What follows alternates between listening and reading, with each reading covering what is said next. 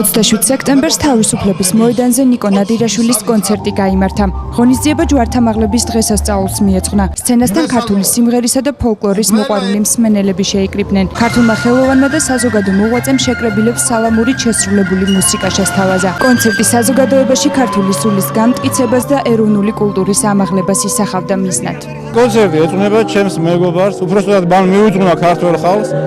ჩამოსულია იგი ამერიკიდან 20 წელი არ ყოფილა სამშობლოში და უბრალოდ უნდა რომ მოეფეროს ქართულ ხალხს, მაყურებელს, თავის მეგობრებს და მთლიანად საქართველოს. აი ეს არის მთელი კონცერტის არსი და მისი მოწოდება. ეს არის ნიკო ნადირაშვილის საჩუქარი ქართული ხალხისადმი. მუსიკოსები და ხელოვანი ხალხი შევიდნენ თავისი თვითრეალიზებისათვის რესტორნებში და დღეს დაიწყო უკუ პროცესი.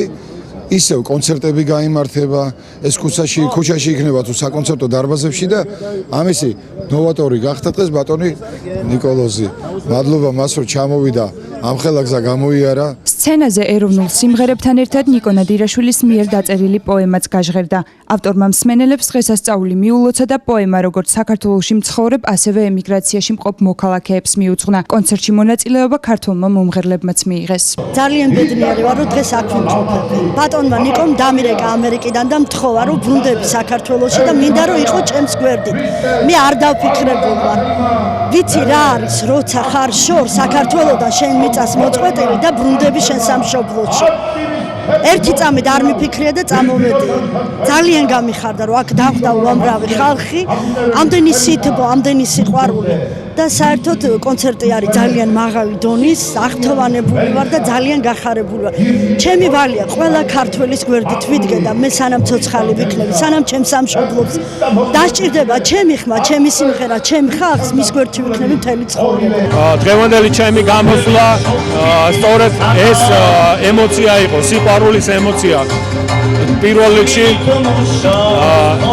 სწორედ ის ლაიტმოტივად გასწევდა ჩემ სიმღერას, რომ ჩვენ გზა, ხსნის გზა, საქართველოს ხსნის გზა არის მხოლოდ და მხოლოდ უკავშირ. ქართულ ხალხს სჭირდება ქართული სულის გაღვიძება, ეროვნული სულის გაღვიძება.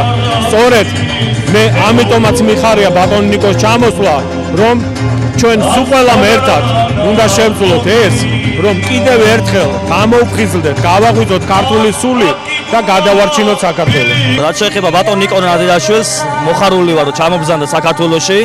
მიხარია მისი დიდი წარმატება, ყველაფერი აუცილებლად გამიხარდება მე და ვუსურვებ დიდი წარმატებას, რაც ბატონ ნიკო ჩაფიქრებული აქვს ღმერთმა აუსრულოს და 20 წლის მერე ადამიანი დაბრუნდა თავის სამშობლოში, ეს არის ძალიან დიდი სიხარული და დიდი სიყვარული და დიდი ტკივილი. ძალიან კარგი კონცერტი არის დღეს. ბატონი ნიკო დაუბრუნდა თავის სამშობლოს, თავის ქვეყანას და ჩვენ მუსიკოსების შემართებით დაუდექით მხარში, როგორც შეგვეძლო და როგორც შეგვიძლია. დაანახა ის სულისკვეთება და ის სიყვარული ქართულ ხალხს, რაც ამ ადამიანმა იქ მოიკლო და დაიკლო იმ ქვეყნად, სადაც იყო ამერიკაში და მე მგონი რომ ყველაფერმა კარგად ჩაიარა. ეს კონცერტი ემსახურებოდა ორივე მიზანს. დიახაც საქართველოს მოენატრა ქართული, ნამდვილი ქართული ჰანგები და დიახაც მოგვენატრა ერთად ყოფნა, გულწრფელი ყოფნა მოგვენატრა ერთმანეთთან. ნამდვილად ეს იყო ეს კონცერტი ამისთვის იყო განმიზნული და მე ვფიქრობ ამ კონცერტმა გაამართლა. მართალია დღეს ბევრი ხალხი არ იყო, მაგრამ მე მგერა რომ შემდეგ კონცერტებზე იქნება მეტი ხალხი და მეტი ერთსულოვნება იქნება და უფრო მეტად ვიქნებით ერთად, უფრო მეტად შევიკვრებით. თქვენი ემოციების შესახებ რომ გითხრათ დღევანდელი კონცერტის შემდეგ. მე ძალიან ბედნიერი ვარ, იმიტომ რომ ეს არის ნამდვილი ქართული საღამო, რომელიც ვთვლი რომ ქართველებს ენატრება და ძალიან დიდი სიამონება მივიღე, რომ მოვისმინე ძალიან ბევრი ქართული სიმღერა. მე თვითონაც ქართული სიმღერა შევასრულე და ვიმედოვნებ, რომ ერი უფრო ქართულ და სწორ გზაზე დადგება, ვიდრე აქამდე იდგა. თავისუფლების მოედანზე შეკრებილმა მოქალაქეებმა ჯვართამაღლების დღესასწაულის აღსანიშნავად საეკლესიო სანთლები დაანთეს. მსმენელებს შორის ღონისძიების შეფასება ერთგვაროვანი აღმოჩნდა. მაყურებელმა კონცერტი ქართული სულისკვეთებისა და პატრიოტიზმის ზეიმად აღიარა. ეს კონცერტი ჩემი აზრით ემსახურება სიყვარულს, სითბოს და გამტარიანობას. ძალიან კარგად ორგანიზებულია, ძალიან გულში ჩამწვდომია და არ ვიცი, აი ჟუანტელი მივლის. დღევანდელმა დღეს უდიდესი ემოციები დამიტოვა. აქტიურად ვიყავის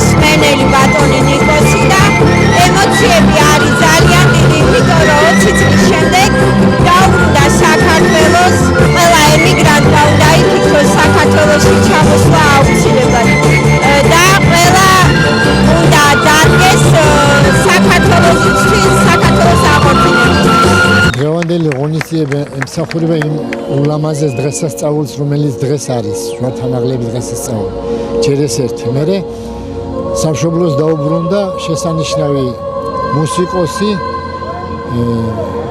სალამურის მეფეს უძახით ჩვენ მაგას ნიკო ნადირაშვილი. მას საოცრად უყვარს საქართველო და დღეს მე მგონი დატვირთული არის დღევანდელი დღე ამ იმ პირველი გამოსულებითაც იმ მომღერლებითაც და იმ დღეს ნიკოს ავტორი მეგახლავართ.